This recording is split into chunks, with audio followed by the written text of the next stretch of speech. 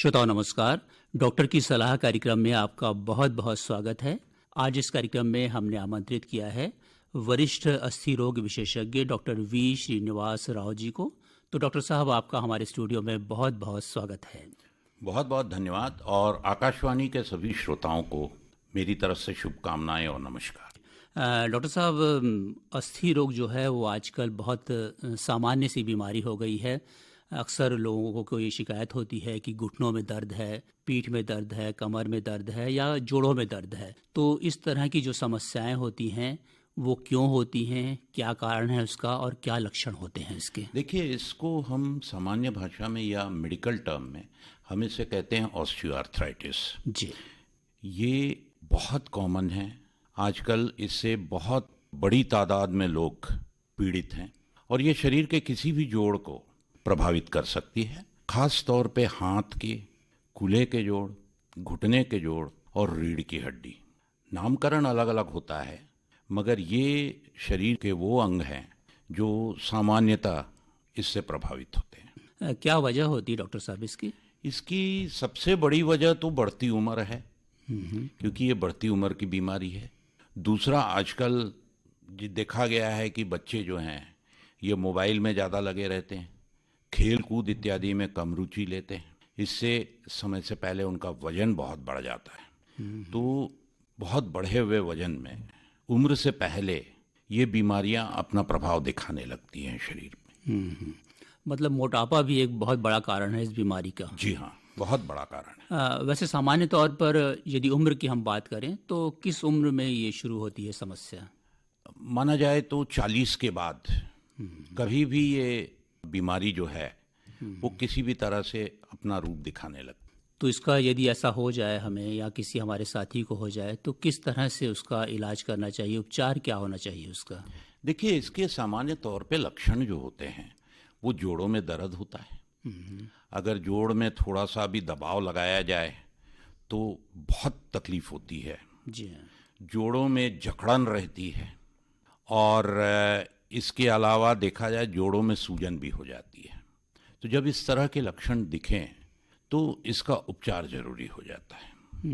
मतलब हमें गैर जिम्मेदाराना रुख जो नहीं है अपनाना है और तुरंत ही डॉक्टर को दिखलाना है जब भी ऐसी समस्या हमें दिखाई दे। जी हाँ, वैसे तो प्रयास यही करना चाहिए कि जितने लंबे समय तक हम इसको अवॉइड कर सकें या इसको दूर रख सकें वो अच्छा है। उसके लिए सबसे ज़रूरी है कि अपनी दिनचर्या को व्यवस्थित किया जाए, एक्टिव रहा जाए। किसी भी तरह का खेल कूद या सुबह का व्यायाम ये हमारी दिनचर्या में शामिल करना बहुत ज़रूरी है। और सबसे आवश्यक है कि हम अपना वज़न ज़रूरत से ज़्यादा बढ़ने ना दें, खान पान पे खास ध्यान रखें। जी हाँ।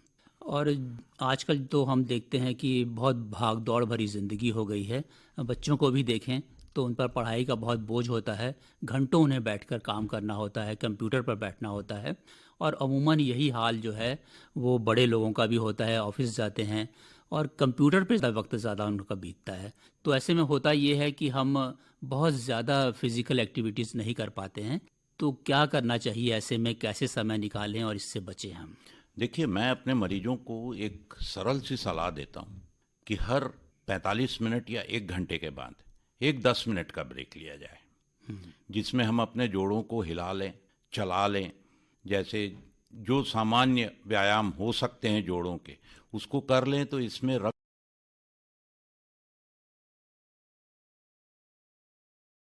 काम कर सकता है। जी हाँ। और डॉक्टर साहब, इसमें खान पान का कितना असर होता है? देखिए, खान पान में हमें आजकल जैसे बच्चे हैं या इवन बड़े भी देखते हैं कि ज़्यादातर उनकी इच्छा होती है कि बाहर खाया जाए। जी जी, ये बहुत प्रचलन में आ गया है आजकल। तो स्वाद के तौर पे बाहर हम जितना घर में घी, तेल या चिकनाई वाली चीज़ें इस्तेमाल करते हैं उससे ज़्यादा बाहर किया जाता है। उसकी क्वालिटी भी नहीं पता रहती। और फास्ट फूड जिसमें चीज़ इत्यादि का ज़्यादा उपयोग किया जाता है, इससे शरीर का वज़न बहुत जल्दी बढ़ता है और ये बढ़ा हुआ वज़न फिर जोड़ों में अतिरिक्त दबाव डालता है, जिससे ये समस्या बहुत जल्दी आती है। बहुत लोग इसके लिए मालिश का उपयोग करते हैं या सोचते हैं कि मालिश करवा लिया जाए तो उससे ठीक हो जाएगा। ये कहाँ तक उचित है? मालिश तो बिल्कुल उचित नहीं है, क्योंकि इसमें अंदरूनी सूजन रहती है और साथ ही साथ जोड़ों में जकड़न रहती है। अगर आप मालिश करेंगे तो आप उन मांसपेशियों को जबरदस्ती काम करने के लिए प्रेरित कर रहे हैं। इससे उन मांसपेशियों के फटने का भी डर रहता है। तो मैं तो अपने मरीजों को सलाह देता हूं कि मालिश ना करें, गर्म पानी से सेकाई करें, गर्म पानी और बर्फ से, और उसके बाद कोई भी मलहम जो है उसको हल्के हाथ से लगाएं। मालिश बिल्कुल उचित नहीं है। जी हाँ, जी हाँ। अक्सर ये होता है जैसे घुटनों में दर्द वगैरह रहता है तो हम अपने घर में ही देखते हैं बड़े बुजुर्गों को, वो अक्सर पूजा पाठ के लिए ज़मीन पर बैठने की कोशिश करते हैं और उसके बाद पालथी मारने की भी कोशिश करते हैं। तो क्या ऐसा करना ठीक रहता है कि हम ये बैठें बिल्कुल या उचित नहीं है। जी। अगर आपका शरीर कोई काम को करने को मना कर रहा है, इसका मतलब वो काम आपको नहीं करना है। हमारे शास्त्रों में भी लिखा हुआ है कि हम अपने शरीर को कष्ट दे के ईश्वर को खुश नहीं कर सकते, क्योंकि हमारा शरीर ईश्वर की दी हुई सर्वश्रेष्ठ देन है। जी हाँ, तो हम अपने शरीर का सम्मान करते हुए अगर अपने ईश्वर को याद करें तो ईश्वर उसमें ज़्यादा प्रसन्न हो। बिल्कुल ठीक कहा आपने। यानी कि हठ योग से बचें और जी जो हाँ, जी हाँ, जी हाँ, जी हाँ, सामान्यतः किया जा जी हाँ, सकता जी है, जिस तरह की पे आप आराधना करते हैं वो करें, वो ईश्वर तक पहुंच जाएगी। जी हाँ। अच्छा, जब ये ऑस्टियोआर्थराइटिस का कुछ ज़्यादा खतरा बढ़ने लगे डॉक्टर को दिखाने के बावजूद, जी। तो फिर वो उपचार घर में ही रहकर हो सकता है या उन्हें एडमिट भी करना पड़ता है हॉस्पिटल में? देखिए, एडमिट तब करना पड़ता है अगर जोड़ों की तकलीफ इतनी बढ़ जाए कि वो आपकी दिनचर्या में बाधा बनने लग जाए। जी हाँ। जैसे किसी को चलने फिरने में ही तकलीफ हो रही है, इतनी ज़्यादा तकलीफ हो रही है कि वो 2 कदम नहीं चल पा रहा है, तो कई बार फिर जोड़ बदलने पड़ते हैं, या फिर हड्डी जो टेढ़ी हो गई है उसको सीधा, जिसको हम बोन अलाइनमेंट सर्जरीज कहते हैं, जी हाँ। वो भी करना पड़ता है। जब ये स्थिति आती है तब भर्ती करना पड़ता है। नहीं तो दवाइयों से हम कोशिश करते हैं, और आजकल तो अच्छी दवाइयाँ आ गई हैं जो हमारे शरीर में जो कुशन रहता है, जिसे आर्टिकुलर कार्टिलेज कहते हैं, जिसके प्रभावित होने की वजह से ये समस्या होती है, उसको कुछ हद तक ये दवाइयाँ सहेजती हैं, और जो दर्द होता है या जो तकलीफ मरीज को होती है, कुछ सीमा तक उसमें राहत दी जा सकती है। सर्जरी से आमतौर पर बचा जा सकता है। सर्जरी से आमतौर पे बचा जा सकता है। हम अपने वज़न को नियंत्रित कर लें, अपने खान पान को नियंत्रित कर लें, अपनी दिनचर्या जो है व्यवस्थित करके रख लें, और डॉक्टर से उचित सलाह लेते रहें। और डॉक्टर से उचित सलाह लेते रहें। जी हाँ, जी हाँ। चर्चा को जारी रखते हुए जैसे हम अस्थि रोगों की बात कर रहे हैं, उसके उपचार की बात कर रहे हैं, और कारण और लक्षण क्या हो सकते हैं ये भी हमने अभी जाना। जी। इसी का एक प्रकार हम कह सकते हैं स्पॉन्डिलाइसिस, जो आजकल बहुत सारे लोगों को ये समस्या होती है। कंधों में दर्द रहता है, गर्दन ठीक से मुड़ती नहीं है। जी। तो इसके सामान्य लक्षण पहले तो आप बता दें कि क्या होते हैं, कब हमें लगता है कि ऐसा हो रहा है? देखिए, आजकल हम आमतौर पे कंप्यूटर का उपयोग, इसे हम कंप्यूटर नेक सिंड्रोम कहते हैं। जी हाँ। सामान्य भाषा में, हमारे मेडिकल टर्म में हम इसे कंप्यूटर नेक सिंड्रोम कहते हैं। जो लगातार कंप्यूटर पे बैठते हैं, जो लगातार एक दिशा में देखते रहते हैं, स्क्रीन की तरफ जिनकी नज़र रहती है, उन्हें आप देखिए कि उनके कंधों में दर्द रहता है, कंधों में जकड़न रहती है, गर्दन को घुमाने में तकलीफ होती है। तो इनसे मेरी सबसे जो सरल सलाह है वो यही है कि हर आधे पौन घंटे में 5 मिनट वो अपने जोड़ को आराम देने में दें और फिर अपने काम में लग जाएं। इससे इन तकलीफ़ों से बचा जा सकता है। और दूसरा, कोरोना काल के बाद ये देखा गया है कि शरीर में विटामिन डी, इसकी अत्यधिक कमी हो गई है। जो भी कारण रहे हों, क्योंकि शरीर के किसी अंग को नहीं छोड़ा कोरोना वायरस ने, उसमें एक जो है वो हमारे शरीर में जो चमड़ी के नीचे जो विटामिन डी का उत्पादन होता है, उसमें भी कमी आई है लोगों में। और ये विटामिन डी जो शरीर में है, ये सक्रिय रूप में तभी होता है जब हम धूप में जाते हैं। तो अगर हमारे शरीर में मात्रा उसकी कम है तो उससे तकलीफ ये होती है कि वो मांसपेशियों को और हड्डियों में सामान्य रूप से आवश्यक होता है। तो अगर विटामिन डी की कमी है तो उससे भी ये मांसपेशी के जोड़, हड्डियों में जो है कमज़ोरियाँ, ये सब आती हैं। जी, और नौकरी खास पेशा लोग जो हैं वो तो जा नहीं जी हाँ पाते, ज़्यादातर धूप में नहीं जी रहते हाँ हैं, और जी हाँ बहुत ज़्यादा कई लोगों का वक्त तो एयर कंडीशन्ड कमरों में ही बीतता जी है। जी जी जी, ये तो है। तो उसके लिए उन्हें अलग से टैबलेट्स वगैरह लेने चाहिए इसके। हाँ, पहले तो वो अपनी जांच कराएं। मैंने आमतौर पे देखा है, मेरे मरीज जो आते हैं बोलते साहब हमने लेना शुरू कर दिया।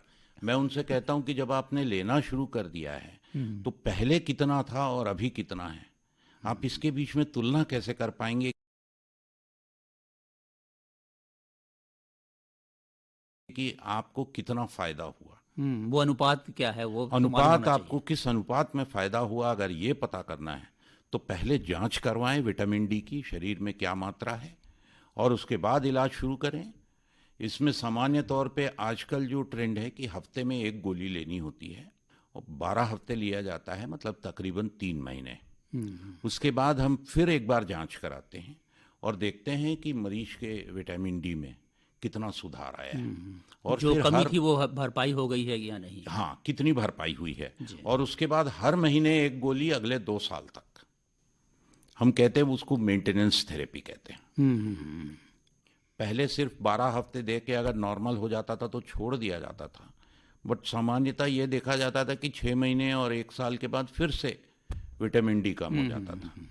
तो अब मेंटेनेंस थेरेपी की थ्योरी भी आ गई है कि हर महीने एक गोली, जो कि 60,000 यूनिट की होती है, उसको लिया जाए 2 साल तक। जी, और डॉक्टर की सलाह नियमित रूप से लेते रहें। जी। बिल्कुल, और डॉक्टर की सलाह के अनुसार व्यायाम, जिसे हम फिजिकल थेरेपी कहते हैं, फिजिकल थेरेपी बहुत ज़रूरी है। बहुत लोग डॉक्टर साहब आजकल फिर उसके बाद पट्टा लगाने लगते हैं गले में, तो ये क्या है? जी नहीं, पट्टा कतई नहीं लगाना चाहिए। पट्टा तभी लगाया जाता है जब गर्दन में चोट लगी हो, अगर आगे पीछे हड्डी हो गई है या किसी भी तरह की कमजोर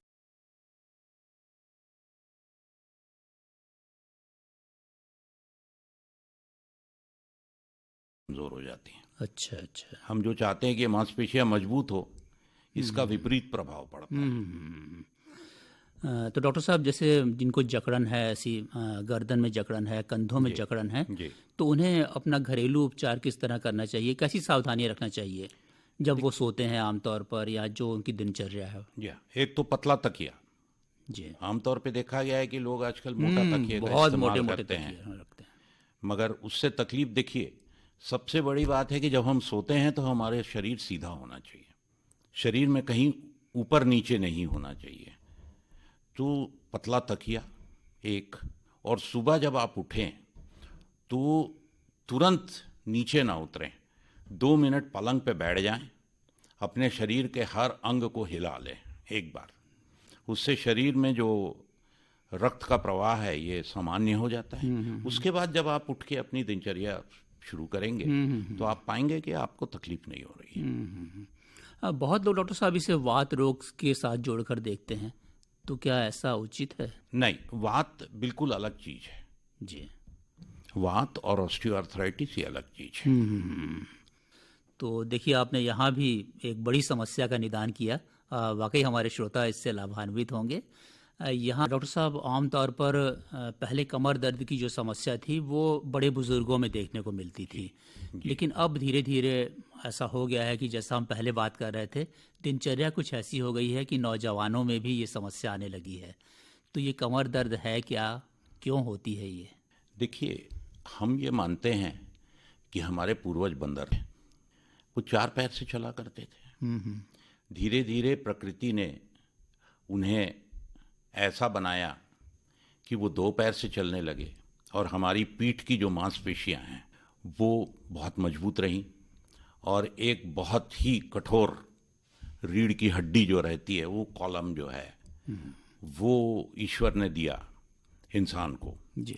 और 2 ही जगह है जहाँ पे उसमें किसी भी तरह का मूवमेंट हो सकता है, एक गर्दन और दूसरा कमर। तो जहाँ पे मूवमेंट होगा वहाँ पे घिसाव की प्रक्रिया होगी, और यही कारण है। बहुत कम सुनेंगे कि पीठ में बीच में कहीं तकलीफ हुई है, जब तक चोट वगैरह ना लगे जी हाँ। या तो कहते हैं गर्दन में दर्द है या कमर में दर्द है। उसका कारण ये है। और दूसरा, आजकल के खान पान, जैसे मैंने पहले ही आपसे कहा, जी। फास्ट फूड्स और लाइफस्टाइल के प्रॉब्लम्स, पेट बड़ा हो जाता है। तो नाभि और रीढ़ की हड्डी के बीच में एक दूरी होती है, जब तक रीढ़ की मांसपेशियां जो रहती हैं वो नॉर्मल रहती हैं। जब उसमें खिंचाव होने लगता है और वो ये खिंचाव लगातार बना रहता है, तो फिर कमर दर्द की तकलीफ शुरू होती है। तो इसलिए मैं अपने मरीजों से ये कहता हूँ कि अपना पेट कम करें। ताकि वो दूरी जो है वो बराबर बनी रहे, जी हाँ, जी हाँ। नाभि और रीढ़ की नाभि हड्डी और के रीढ़ बीच। की हड्डी के बीच की। ये बहुत महत्वपूर्ण बात डॉक्टर साहब आपने बताई। और कमर दर्द के क्या कारण हो सकते हैं, जैसे बुढ़ापे की हम समस्या लें तो? जी, उसको हम लोग कहते हैं लंबर स्पॉन्डिलोसिस, जी। जिसमें क्या होता है कि धीरे धीरे हड्डियां कमज़ोर होने लगती हैं और उसके साथ उसमें ऐसे स्पर जैसे निकल आते हैं, या फिर नुकीले जैसे, जिसे हम आमतौर पे ऑस्टियोफाइट्स कहते हैं। तो ये पीछे जो नसें रहती हैं उसमें जाके फिर वो तकलीफ प्रदान करती हैं। तो उससे फिर धीरे धीरे जब ये कमर दर्द बढ़ता है, फिर पैरों में झुनझुनी आना, कुछ दूर चलने के बाद पैरों में दर्द आना, ये सब समस्या फिर उसके बाद आती है। इसीलिए सबसे ज़रूरी है वजन। मैं बार बार इस चीज़ को दोहरा रहा हूँ कि अपना वजन को नियंत्रण करने का प्रयास करें। चलिए 10 केजी तक हम ऊपर या 15 केजी ऊपर तक मान सकते हैं, मगर लोग आते हैं जो 40 केजी 50 केजी अपने सामान्य वजन से ज़्यादा हैं, उनमें ये समस्या निश्चित रूप से ज़्यादा मिलती है। जी हाँ, जी हाँ।